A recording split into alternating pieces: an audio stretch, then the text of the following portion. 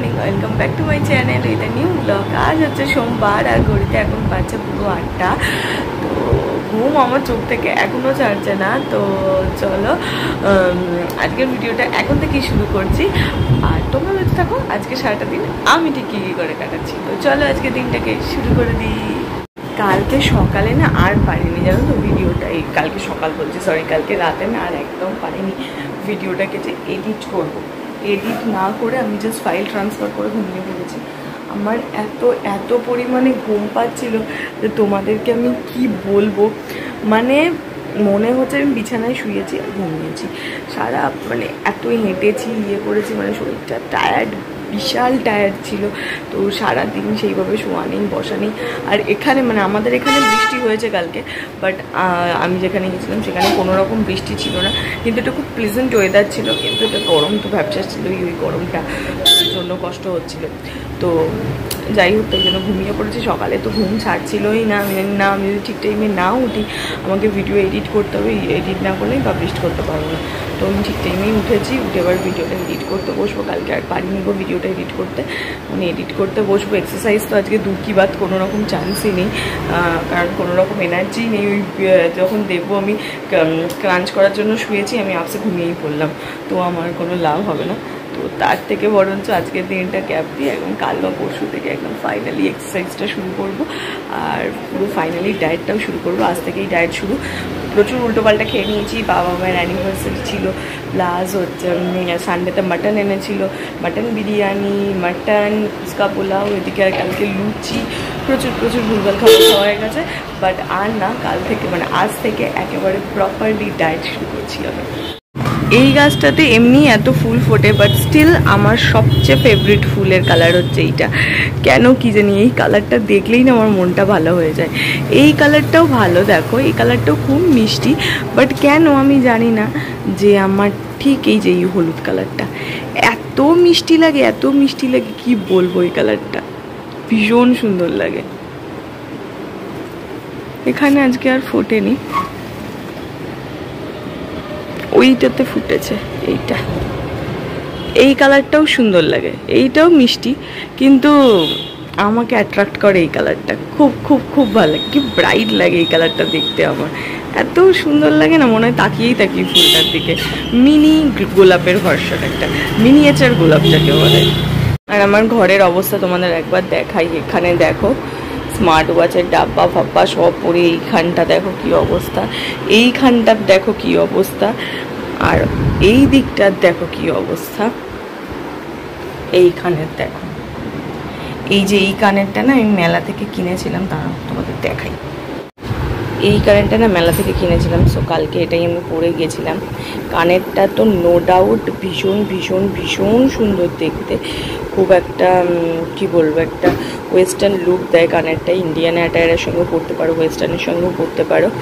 But এখানে একখানাই problem আছে, সেটা হচ্ছে এইটা অতিরিক্ত গরমে এই কানের দুলটা পরতে পারবে না, যেটা আমি কাল রিয়েলাইজ করলাম। তাতে কি হচ্ছে, এই মেটালিক যে কালারগুলো আছে, এটা না ধীরে ধীরে উঠে যাচ্ছে। এই পোর্শনটা দেখলে বুঝবেই। দেখো এখানটা কানের দিক, গালের দিকটাতে ছিল, এই যে এখানটা হালকা, এই দেখো এই কালার আর এই কালারের মধ্যে তফাৎটা, ডিফারেন্টটা বুঝতে পারছো? তো এই কানেরটা নো ডাউট খুবই ভালো লাগবে পরলে, দেখতে কালকে ভালো লাগছিল। বাট এই যে গালের এইখানটাতে যেই জায়গাটা থাকছে না, ঠিক এই জায়গাটাতেই মেটালিক কালারটা হালকা একটু ফেড হয়েছে। Otherwise it is still good option for you. কী করবো, ইন্ডিয়ান বলো ওয়েস্টার্ন বলো, যে কোনো অ্যাটায়ারে দারুণ করে ফিট করে যাবে। কাল তো যেহেতু আমি পুজো দিতে যাবো মন্দির, তো সেই জন্য আমি ইন্ডিয়ানই করেছিলাম। এটা আমি খুব মানি, যে কোনো সময় আমি যদি পুজো দিতে যাই আমি ডেফিনেটলি ইন্ডিয়ান করবো, ডেফিনেটলি। আর সেটা চুড়িদার বা কুর্তিই হবে। আর আদারওয়াইজ আমাকে অন্য জায়গায় যেতে বলে তখন আমি ডেফিনেটলি ওয়েস্টার্নই প্রেফার করি।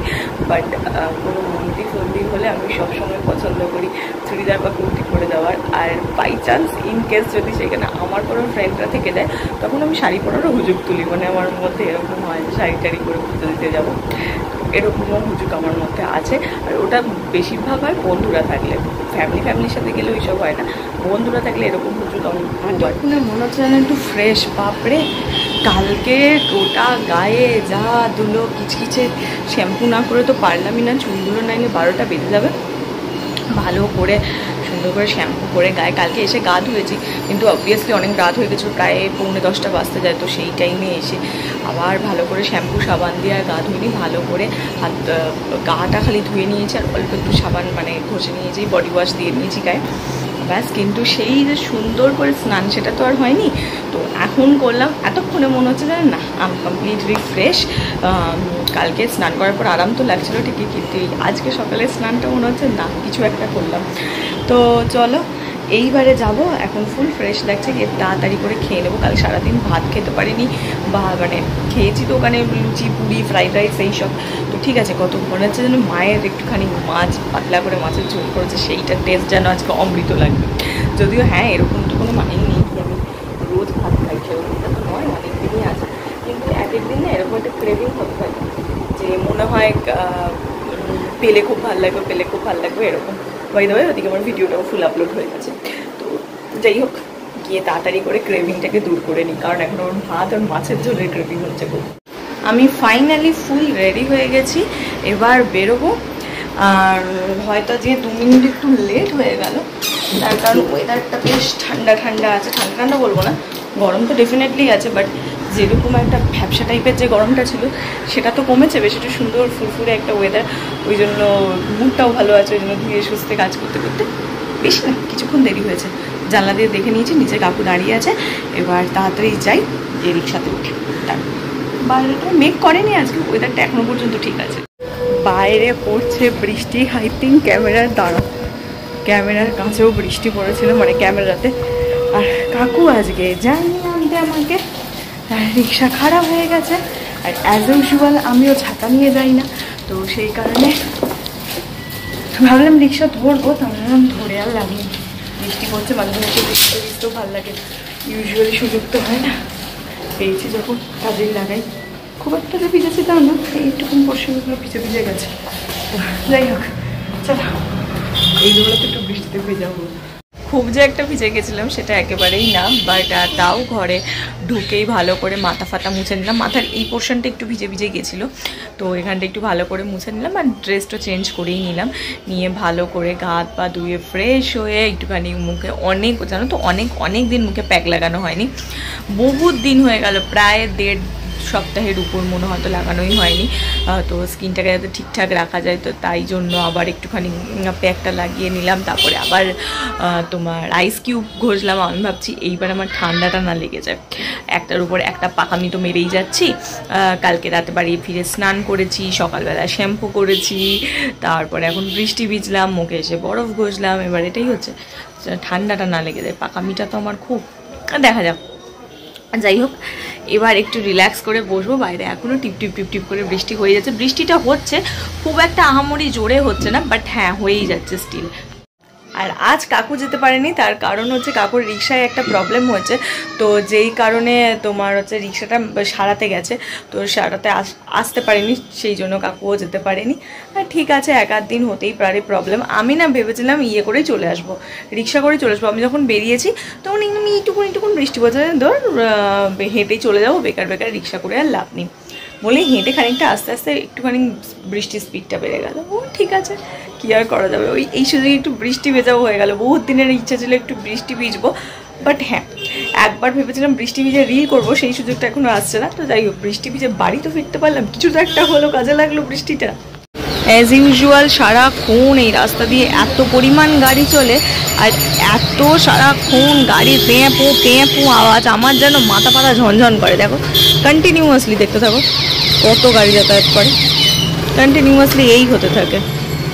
দেখো খালি এপাশ ওপাশ দিয়ে এই চলতে থাকে। মাঝে সাঝে মনে হয় কি বলতো, গাড়ির যেন মেলা বসেছে। তো যাই হোক, অনেকক্ষণ বাইরে রয়েছি, এবার যাই ঘরে গিয়ে একটু বসি, স্কিন কেয়ার করে। যদিও অনেকক্ষণ ঘরেই বসেছিলাম ফ্রেশ হয়ে নিয়ে, কিন্তু তারপর এসে একটু বারান্দায় দাঁড়ালাম, দাঁড়িয়ে যাই, অনেকক্ষণ হয়ে গেছে, প্রায় 9টাও বাজে, এই 9টা বাজে বলছি, 9:30 প্রায় বাজতে যায়। তো যাই একটু ঘরে বসি, মায়ের সঙ্গে একটু বক করি, তারপর তো ডিনার টাইম হয়েই যাবে। সো অলরেডি ডিনার টাইম হয়ে গেছে, ঘড়িতে এখন বাজছে হচ্ছে দেখো 9:45। তো আমি এখন ডিনার করব, আর ডিনারে যে কী খাচ্ছি চলো সেটাও তোমাদের সঙ্গে শেয়ার করে দিই। এই হচ্ছে আমার ডিনার, যেটা মা এখানে ঠান্ডা করতে রেখে গেছে। সেটা হচ্ছে ডালের স্যুপ, মুগ ডাল কি মসুর ডালে করেছে আই থিঙ্ক, জানি না, তো হ্যাঁ ডালের স্যুপ, এটাই হচ্ছে ডিনার। আর এইখানে টিভিও চালিয়ে ফেলেছি, টিভিতে কিছু একটা দেখবো আর খাবো। সো আজকের মতন এখানেই শেষ। হ্যাঁ, আমার ডিনার কমপ্লিট হয়ে গেছে। আর ডিনারে কি খেলাম দেখিয়েই দিলাম তোমাদেরকে। আমি এখন সারাদিন ধরে কানের সামনে বলা শুরু করেছি যে আমি ডায়েট শুরু করেছি এরকম একটা ব্যাপার। কারণ সাইকোলজি বলে তুমি যেটা কন্টিনিউয়াসলি বলবে তোমার মাইন্ড সেটাই নেবে। তো সেই কারণে আমিও এখন এইটাকেই বলা শুরু করেছি যে আমি ডায়েট করছি। না হলে কি হচ্ছে বলো তো, এত ভুলভাল খাবারের ক্রেভিং হচ্ছে আর আমি সেগুলো খেয়েই ফেলছি। মানে এরকম একটা হয়, মানে হচ্ছে আমার না মাঝখানে একদম খুব আমি মোটিভেটেড ছিলাম যে ডায়েট আমার পাতে যদি কেউ ফুচকাও দিত আমি ফুচকা তুলে রাখতাম। এরকম আমার অফিসে হয়েছিল এক টাইমে, মানে আমাকে ফুচকা দিচ্ছে, আমি স্ট্রিক্ট, আমি খাবো না ফুচকা। আমি দেখতে পাচ্ছি, দেখো আমার বলতে কি জিভে জল চলে আসছে, তো কিন্তু আমি তখনও সেটা খাইনি। মানে আমি এতটা ওটার প্রতি ডেডিকেটেড ছিলাম কি আমাকে ওয়েটটা কমাতে হবে, আমাকে ঠিকঠাক হতে হবে, এরকম একটা ব্যাপার। আর সত্যি আমি করেও ছিলাম। আর ইদানিং কি হয়েছে বলো তো, ভাবছি তো ডায়েট করবো, কিন্তু ঠিক ফটাস করে লোভে পড়ে যাচ্ছি, কোনো কিছুতে দেখলে খেতে ইচ্ছে করছে, খেয়ে ফেলছি। তো আগে এই মোটিভেশন স্কিলটা আমার খুব হাই ছিল, এখন একটু একটু করে লো হচ্ছে। তো সেই জন্যই আমি সাইকোলজি খাটানোর চেষ্টা করছি, সারাক্ষণ মাথার মধ্যে বলে যাচ্ছি আজ থেকে আমি ডায়েট করছি। তো হ্যাঁ, আজ থেকে সত্যিকারে শুরু করেছি। এবার এটা কতদিন করবো সেটাই দেখার, কিন্তু এবারে না সিরিয়াসলি নিতে হবে। কারণ আজকে জুলাই পড়ে গেল, আগস্ট সেপ্টেম্বর আর 2 মাস, অক্টোবরে হচ্ছে পুজো। তো ওই 2 মাসের মধ্যে আমাকে একদম ঠিকঠাকভাবে ফিরে নিজের যে আগের যা পজিশন ছিল সেখানে ফিরে পড়তে হবে। তোমরা হয়তো বলতেই পারো পুজোর জন্য খাটছো, আরে ভাই প্রত্যেকটা বাঙালি পুজোর জন্য খাটে। আমি বাঙালি, আমি সত্যি পুজো প্রেমী বাঙালি। দুর্গা পুজো আমার কাছে একটা আলাদা ফ্যান্টাসি যাকে বলে, তো ওরকম একটা ছোট থেকেই রয়েছে, এখনও সেই ফ্যান্টাসিটা আমার মধ্যে রয়েছে। ডেফিনেটলি হ্যাঁ, ছোটোবেলার মতন অতখানি আনন্দ, অতটা এক্সাইটমেন্ট কাজ করে না, কিন্তু এখনও পুজো আমার কাছে খুব পছন্দের, ভালো লাগার, ভালোবাসার এক্সাইটমেন্ট আছে, কিন্তু সেটা ছোটোবেলার মতন নয়। এখনের এক্সাইটমেন্ট একটু আলাদা, ছোটোবেলার এক্সাইটমেন্টটা ডেফিনেটলি আলাদা ছিল। তো এটাই আর কি বলার, তো সেইটা নিয়েই। আর হ্যাঁ, আর আমি পুজো বলে যতটা করছি তার চেয়েও মেনলি করছি নিজের জন্য, নিজেকে হেলদি রাখবো বলে। আয়নার সামনে যখন দাঁড়াবো যাতে নিজেকে দেখে বলি যে আই অ্যাম পারফেক্ট, ব্যাস এটাই আমি নিজে কি সেটা আমিই জানবো। আমাকে 5টা লোকে এসে কি জাজ করলো আই ডোন্ট কেয়ার তাতে। তবে নিজে যদি নিজের কাছে ঠিক থাকি, যদি নিজেকে দেখে স্যাটিসফাইড থাকি, তো আমার মনে হয় সেটাই ভালো। চেষ্টা ডেফিনেটলি করা উচিত, তোমার কাছে যেটা আছে সেটা দিয়ে চেষ্টা করা উচিত। তো এটাই আমারও ভালো লাগে। আমি যদি আয়নার সামনে যখন দাঁড়াবো, আমি নিজেকে দেখে যদি হ্যাপি থাকি, আমি নিজে যদি হ্যাপি থাকি, আমি আমার চারপাশের প্রত্যেককে হ্যাপি রাখতে পারবো, একটা পজিটিভ ভাইবস দিতে পারবো। তো ঠিক সেই কারণেই আমি এইটা করি। আর ডায়েট করি নিজেকে ভালো রাখার জন্য, নিজেকে আনন্দ দেওয়ার জন্য, নিজের দেখতে ভালো লাগার জন্য, ব্যাস।